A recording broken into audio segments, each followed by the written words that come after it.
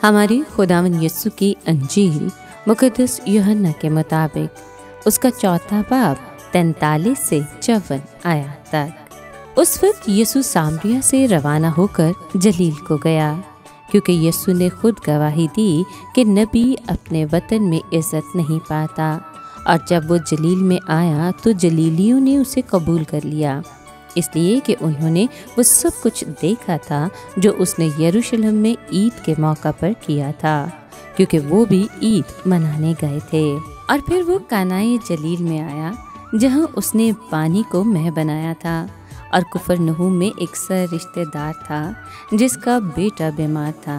उसने जब सुना कि यीशु यहूदिया से जलील में आ गया है तो उसके पास गया और उसकी मिन्नत की कि चलकर मेरे बेटे को शिफा बख्श, क्योंकि वो करीबुल मर्ग था।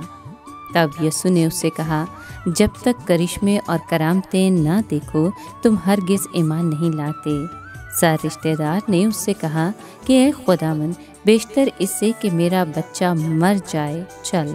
यीशु ने उससे कहा, जा, तेरा बेटा जीता है। उस शख्स ने उस बात का यकीन किया जो यीशु ने उससे कही और चला गया।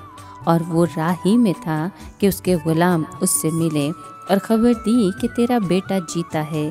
तब उसने उनसे पूछा कि उसे किस दम से आराम होने लगा था।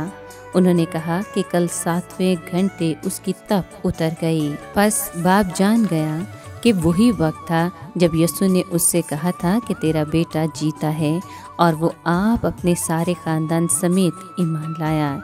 ये दूसरा करिश्मा है जो यीशु ने यहूदिया से जलील में आकर दिखाया। पाक कलाम के पढ़े और सुने जाने पर खुदावंद की बरकत हो, खुदा का शुक्र हो।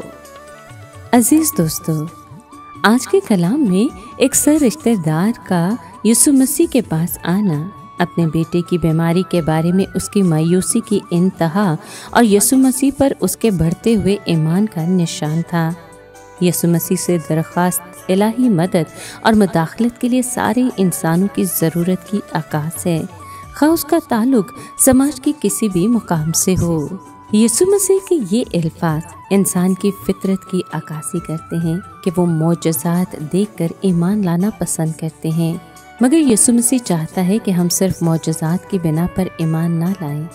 इसमें सब के लिए ये पैगाम है कि हम सिर्फ मौजज़ात देखकर ईमान ना लाएं, बल्कि यीशु मसीह के कलाम और उसकी इलाही शनाख्त की बिना पर ईमान लाएं।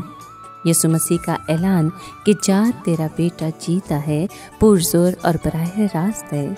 इसमें यीशु मसीह के अल्फाज की असर अंगेज़ी ज़ाहिर होती है कि उसका बोला गया हर एक लफ्ज़ शिफा देने पर कादिर है। उसके अल्फाज की कुदरत पर ईमान का इजहार उस सूबेदार ने भी किया जब उसके नौकर की शिफा का मामला पेश आया और उसने कहा कि ज़ुबान से कह दे तो मेरा खादिम शिफा पाएगा। खुदावंद यीशु मसीह का कलाम शिफा देने और ज़िंदगी पैदा करने के लिए काफ़ी है। अपने बेटे को शिफायाब हालत में देखने से भी पहले उस शख्स का ईमान और अमल ईमान का एक इंतहाई अहम अमल है। इसमें यीशु मसीह पर वो भरोसा नज़र आता है जिसका वो हमसे तकाज़ा करता है। अब जब उस शख्स के मुलाजिम इस मौजज़े के बारे में उसे बताते हैं जिससे ना सिर्फ उसका ईमान और बढ़ जाता है बल्कि उसका सारा घराना भी यीशु मसीह पर ईमान ले आता है, हमारा ईमान दूसरों के ईमान का वसीला भी बन सकता है। रोज़ों के अयाम में ईमानदारों से ये तकाज़ा होता है कि उनका ईमान पहले से ज़्यादा मजबूत हो। ऐसा मौजज़ात की बदौलत नहीं बल्कि यीशु मसीह के कलाम पर यकीन करने की बिना पर हो। इस शख्स का यीशु मसीह की जानिब सफ़र हमारे रोज़ों के सफ़र का तर्जुमान है, जिसमें हम शक से आगे बढ़कर गहरे ईमान में दाखिल होते हैं। इन अयाम में हमसे एक ऐसे ईमान का तकाज़ा किया जाता है जो यीशु मसीह के सिर्फ निशानात और मौजज़ात पर नहीं बल्कि उसकी कुदरत और हजूरी में गहरे भरोसे पर मबनी है।